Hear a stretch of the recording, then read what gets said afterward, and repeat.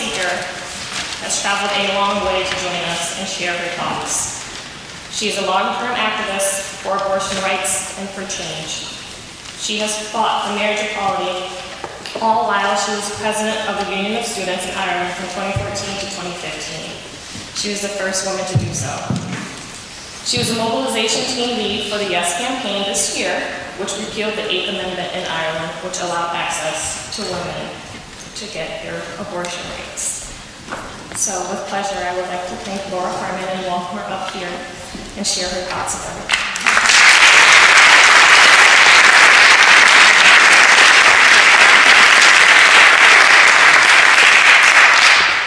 Hi everyone, I just want to say first of all, it's an absolute honour to be standing here with you all today on the right side of history, and I want to thank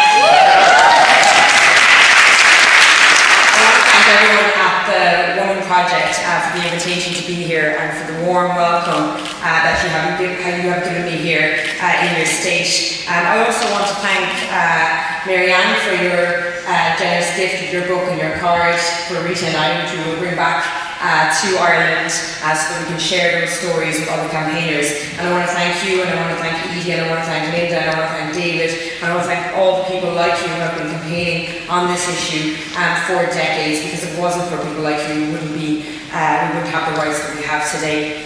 So it's great to be in Providence, and I've learned a lot over the last few days since I've been here, and I've also learned that there are many links between Rhode Island and Ireland itself. I've learned that Newport is actually twinned with a town in County Cork in Ireland, close to where I'm from, called Kinsale, which is a gourmet capital of Ireland, and apparently they do chef and culinary exchanges every year, so it's great to be here for a different kind of exchange with you today. As I said, I'm from Cork in Ireland myself, from a Gaeltacht area, which means it's an Irish-speaking part of Ireland. And there's a famous saying in Irish, which is Ní neart go cur na céile, and that saying means that there is strength in unity, and it means that together we are stronger. And we've seen a rise and a strengthening, I think, of the women's movement internationally in recent years, partly as a result of the threats on our rights. And we need to stand together across borders and across waters to protect and to fight for our rights. And it is worrying to watch what is happening here, to watch it from afar, what's happening here in the United States, in the White House, in your Supreme Court. And I know that you have a very important and game-changing election coming up on November 6th as well. And I believe that this is a critical time, this is a critical window of opportunity and in history in your country, and that the actions taken by campaigners like you today will mean a better future for the generations of tomorrow. But the need to act is urgent, the need to organise is urgent, and the need to prepare now is urgent. And I also want to quote the President of Ireland. His name is Michael D. Higgins, and when he talks about activism, one thing that he often says is, be the arrow, not the target. And I think that's very apt to what you're maybe going through at the moment here in the States. So we all know that rights are not things that simply fall from the sky, and every single right that each of us have in this room was fought for, and it was hard won by campaigners. And all the rights that we have need to be protected, because there are always people and forces in this world who would strip us of our basic human rights if they got the chance. And we can see a rise in the far right and fascist parties in mainland Europe, in places like Hungary, in places like Poland, and further west in places like the Netherlands, in places like France, in places like Britain, and if I may say so as well, in places like here in America. And those who would strip us of our rights gain power when good people do nothing, when good people say nothing, and when complacency is allowed to pervade and exist in our society. And we must never allow ourselves to become complacent where our rights are concerned.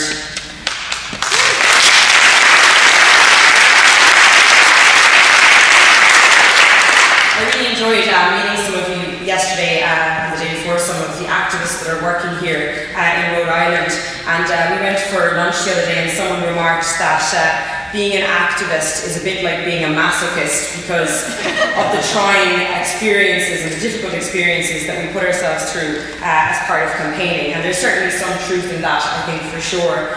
But activists like all of you and me, we do the things that we do not because it's easy, but because it is difficult, because we believe that we can shape a better society for all of us. We want to protect the rights that we have, and we want to fight for a better future for our generation and for the generations that come after us. And people will call us difficult, they will call us shrill, they may call us troublemakers, but if being a difficult woman means that we can do the difficult things together because we believe in a better future, then I'm down for that, and sign me up.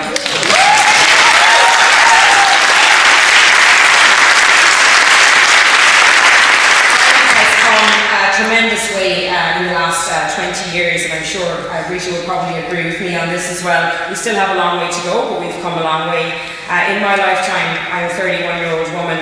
Homosexuality was legal in Ireland up until 1993, and I came out as a gay woman 10 years ago, and we didn't yet have marriage equality. This was passed in Ireland in 2015. Divorce was illegal in Ireland up until 1995, and even then it only passed by a small margin. Contraception was not widely available in Ireland until the early 90s. But we have achieved immense social change in the last decade, and this year we finally repealed the 8th Amendment in our Constitution, which passed by a whopping 66.4%.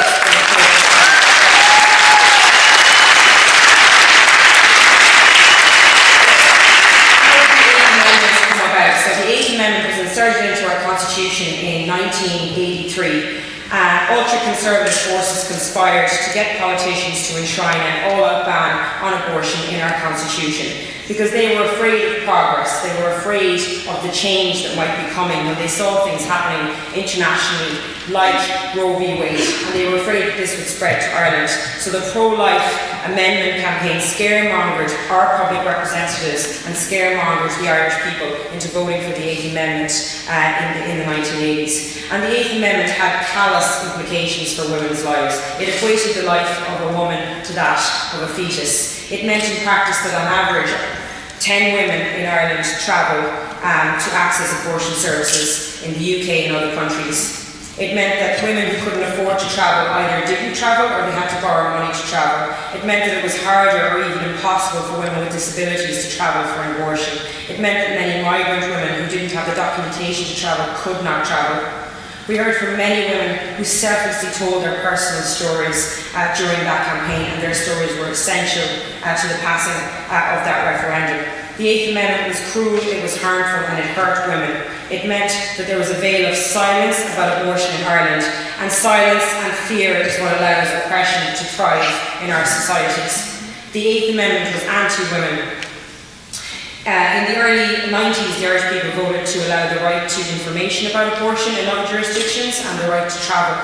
And in the early 90s as well, we saw the X case in 1992. And this was where there was a 14-year-old girl who was raped and was suicidal, and her family wanted to take her abroad to England so that she could have a termination, but she was prevented from doing so by our authorities and by our courts. Eventually her case was appealed and she was granted permission to travel on the grounds that her life was at risk, but she later miscarried that pregnancy at a hospital in England.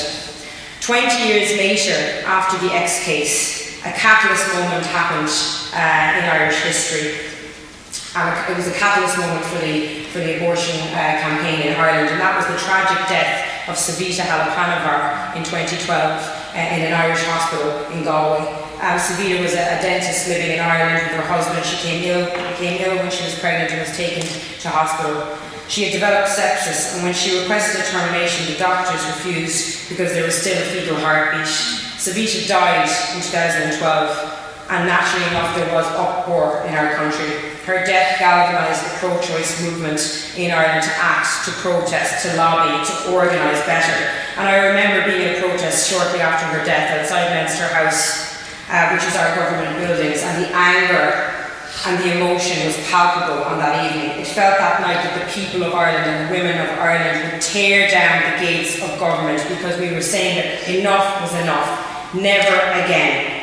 And we really must never allow ourselves to forget how the 8th Amendment impacted on women, how it contributed to the death of Savita and what we did to those women in our society. And it wasn't until after Savita's death that the Protection of Life During Pregnancy law was enacted to allow abortions for certain circumstances where the woman's life was at risk, effectively legislating for the X case 20 years later. And that same law criminalised women who obtained abortion in Ireland or those who helped them to do so. And it created a prison sentence, the threat of a prison sentence of up to 14 years for those people. No woman was ever imprisoned under that law, but there was a chilling effect, and that cast a shadow of fear on those women and on people who were helping others to access abortion. And just to give you some context, in Ireland a convicted rapist will serve on average of 7 years in prison. So for a woman who was raped and wished to have an abortion in Ireland by buying abortion pills online, for example, she could have been liable for a longer prison sentence than the rapist. So that's what the 8th Amendment created in our country. That is the context that it created in our country. When we repealed the 8th Amendment in May of this year, we paved the way for legislation for abortion in Ireland, which is due to be enacted this year. We're still waiting for the legislation to come through, and we're still lobbying to make it as accessible as possible. Repealing the 8th Amendment meant putting an end to the hypocrisy, the shame, the stigma, the secrecy, the end to the lonely journeys and early morning flights to access healthcare in other jurisdictions, and we are never going back. We sent a clear message to the world that Ireland is emerging as a progressive, inclusive nation that values equality, and we sent a clear message to our legislators and to our government that things are changing around here.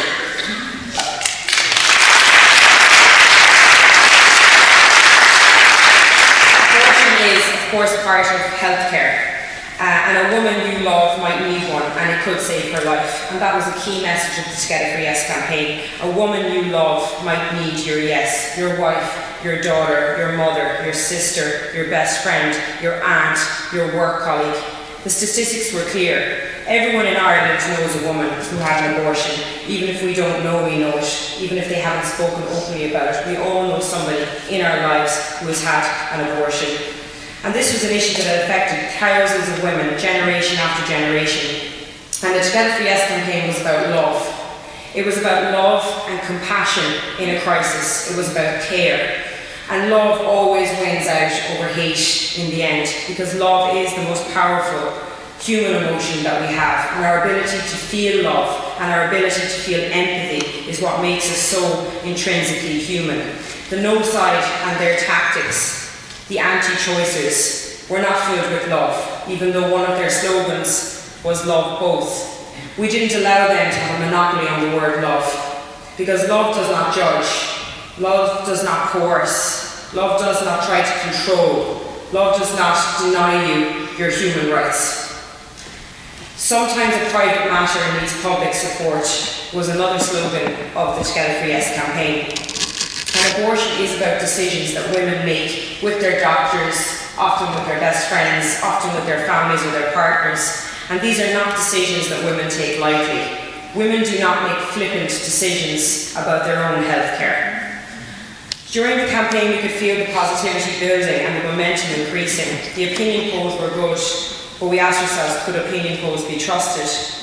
We were very cautious about being too optimistic after what we had seen happen here in the US with Trump's election, and also with Brexit in the UK when they voted to leave the European Union. All of those polls indicated two different outcomes in those campaigns. But when the exit poll came in and showed that our victory was a landslide, it was clear that we didn't need to worry about potential silent no voters, because there were in fact thousands of silent yes voters up and down the country. And the campaign in Ireland could not have been won if it wasn't for the women who did courageously speak out and tell their stories in public. So many women, and often their partners too, spoke out about how abortion affected their lives. Storytelling, opinion pieces, conversations were critical in this campaign, because the media often portrayed the abortion debate as extremely polarised. We wanted to give people safe spaces where they could come and talk about the issue and ask the questions that they needed. And part of my role in the campaign was to organise a national conversations tour, which visited every county in Ireland over the course of 2 weeks. And our campaign was about dialogue, it was about openness, the opposition's was about dogma.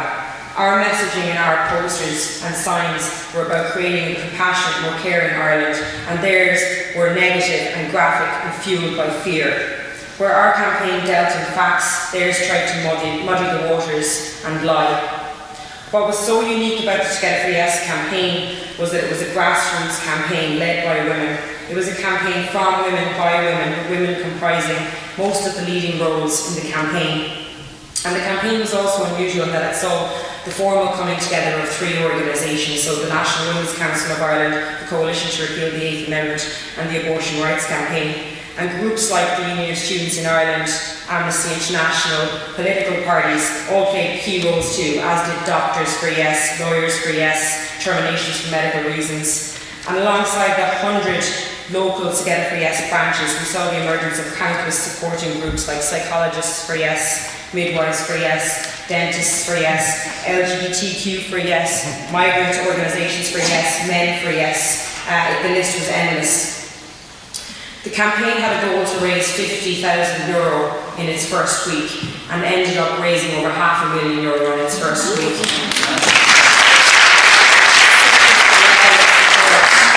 For the issue. And where sometimes maybe people didn't want to talk about the issue, they were able to donate to the campaign, and that was really, really important for getting it over the line.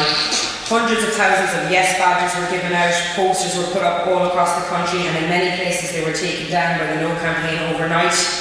The referendum campaign saw what was termed as a youth quake, with 88% of young people between 18 to 24 voting yes. We saw 218,000 people add their names to the supplemental register of electors, and many of them were first-time voters. Ultimately, it was one of the highest turnouts for a referendum, even higher than marriage equality, and it had a higher number of yes votes than most referendums in the history of our state. So it fills me with hope that our little country of 4.7 million people has created a movement of new activists in recent years, where protesting is very normal, where activism is a part of our daily lives, where change is seen as possible and achievable in the here and in the now. Because change and justice are possible, especially when we work together. And there's a lot to be hopeful for here in this state of Rhode Island, this state of hope, where 71% of Rhode Islanders are in favour of the Reproductive Healthcare Act. And I want to say as well that artists played a huge role in the Together for Yes movement. I know that art and Activism is a core part of the Women Project as well. And we had a number of street murals created, jewellery, clothing items associated with the campaign. Musicians and writers and poets and painters and actors all played their parts and spoke out.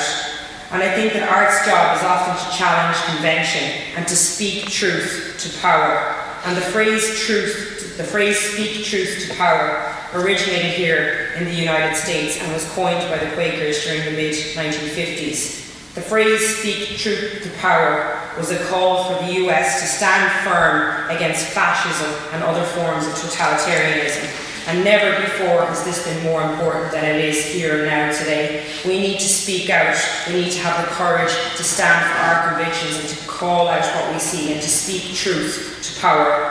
And it's very easy for me, as someone who doesn't live in the US, to comment or to have an opinion about what is happening in politics in your country. But having been here for a few days and having spoken to many of you and from seeing the news and reading the newspapers here, it is clear to me that human rights are under threat in this country and that the fabric of democracy itself is under threat in this country, and that has international implications for all of us globally. The wolf is at the door and we cannot let him in. We will not let him in. We will not allow our rights to be eroded, because a war on one woman is a war on all women. And we need to stand together and for each other. We need to resist and we need to fight back. Ersko Akela Varan Manini is another Gaelic phrase, and it means that people survive in each other's shelter. And we will stand together against the forces of oppression that would strip us away of our rights. The time is now to get more organised, to prepare, to have the conversations, to vote, because we know what happens if we don't, and the stakes are too high for that. Thank you.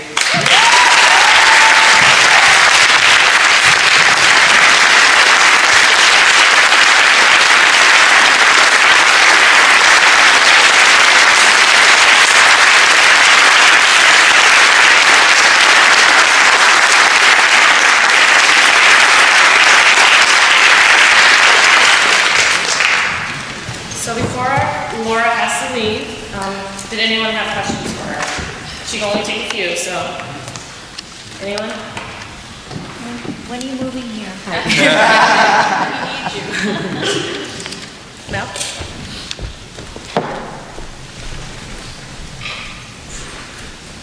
Hello. Okay. So my question is, I'm interested in the mechanics of organizing. Can you give us an overview of what tools and techniques you use to organize the entire country of, I think you said almost 5 million people?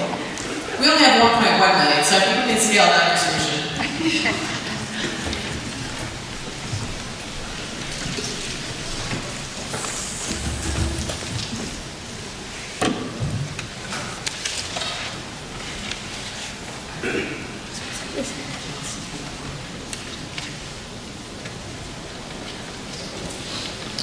Yeah, so just to, I suppose, answer your question about the mechanics of the campaign itself. So there were so many different elements to the campaign. I think firstly what was really important was that there was a unified strategy for the campaign, and that the organisations that were working in that space came together and agreed on a strategy.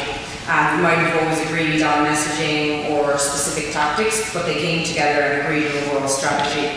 So people did have to, I suppose, push their differences aside and perhaps sometimes egos aside and all of that comes with campaigning, and there was a unified strategy and goal to the campaign. The second thing was messaging was really important. So it was very important that, I suppose, research was done with voters as to what messages were going to resonate with the voters, what kind of language they wanted to use, and the campaign was very much based on that research, based on talking to voters and doing focus groups with them about what the campaign should look like. I think another thing as well was the Together for Yes campaign was a very positive campaign. So it was all about hope, it was all about a better future that we can create together. It wasn't about negativity, and I think voters really wanted that. They wanted to believe in something better for the future. So I think having a positive campaign was really important. But in the lead up to, I suppose, getting the vote itself, I mean, we had to lobby public representatives, for years to agree to hold a referendum. There was actually a citizens' assembly that was held in Ireland before the referendum was called, and they recommended to the government that should happen. The government also created a joint committee of the different parties to discuss the issue and bring people together in that way. But that lobbying was really important, and I think giving people the space to talk about the issue was really important, so that people felt comfortable about asking questions. That open nature of the campaign, that it was okay to ask a question, it was okay not to know everything about the legislation, about the laws, and to be able to feel comfortable asking questions. The other thing was door-to-door canvassing was very important in Ireland. We had canvassing groups around the whole country out, most nights towards the end. Street stalls were really effective to give visibility for the campaign in smaller villages in particular, so in public squares and where people congregate, having that visibility was really important. And certainly social media played a huge role in the campaign as well, enabling us to spread our message through Facebook, Twitter and Instagram in particular. So those were some of the key, I suppose, tools, but first and foremost was getting a strategy in place and agreeing messaging and branding for the campaign and the timing of the campaign itself. So that was, I suppose, in a kind of short roundabout way, those are the key components of the campaign. We had a dedicated media team, there was a dedicated mobilisation team which was mobilising voters, which I was working on, and then we worked on the get out the vote phase of the campaign to ensure a high turnout, to ensure that people were registered. And we had a dedicated social media team as well, and of course fundraising. How can I forget that? Fundraising was critical for the campaign.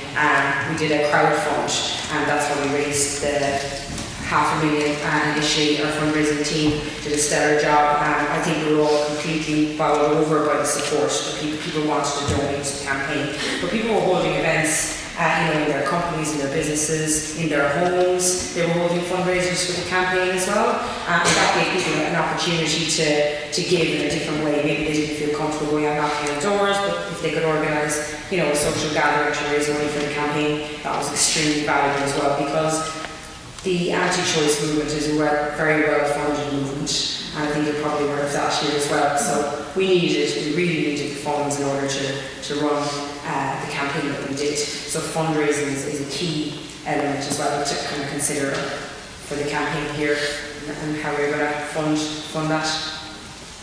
Any more questions? Your question. How would you characterize the position of the churches, specifically the Roman Catholic Church, and what was your strategy around confronting no's in that area? Or yes?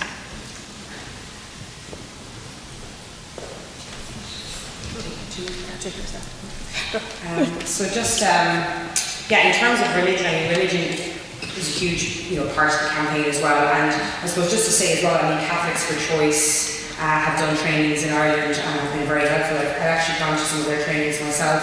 I found they were a really brilliant organisation. They kind of gave us their messaging and they did media training in Ireland as well, and how to speak about the issue as a Catholic and how to speak to Catholics about the issue. But I suppose the big thing really is that a lot of Catholics are in favour of abortion access, and it's a myth that to think that they're not. I mean, certainly the position of the Roman Catholic Church in Ireland as well was against abortion. But I think given a lot of recent events we've seen happening, with the Catholic Church as well, and there has been a decline in Ireland as far as churchgoers, but it didn't have as much power, as it used to. I mean, for example, in the 1983 referendum, when the 80 amendment was put in the first place, the church would have had a huge sway. But of course, not all religions. Many religions, didn't have a stance on it, or many religions were in favour, of choice, and they would have spoken out as well. But lots of people from different communities, different religious communities, were encouraged,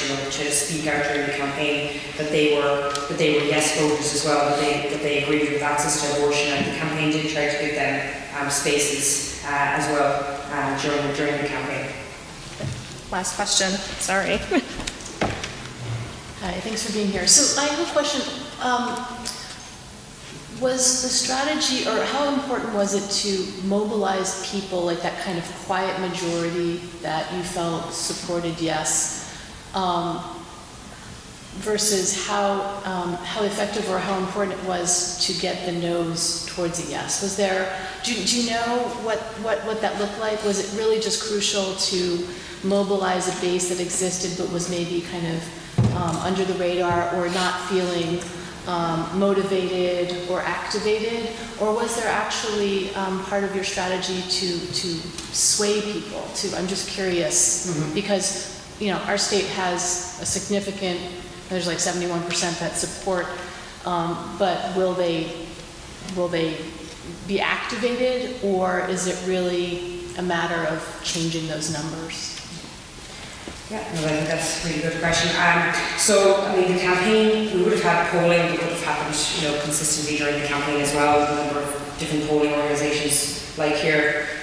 So we were able to gauge, how many hard no voters were there, how many undecideds, and how many yes voters. Yes voters were continuously, in the lead, yes, of the undecideds, whereas the hard no's were always in the minority. So the campaign really did focus on making sure that the yes voters turned up and voted, and that they knew that they couldn't be complacent. That was our key message there. We made sure to target young people with our voter registration messaging, and organisations like student unions played a huge role in that as well. But we knew that the majority of younger voters were in favour, so we needed to get them to vote. And we've a similar voter registration system as we have here, so we need to promote the deadlines for that and get people on the register.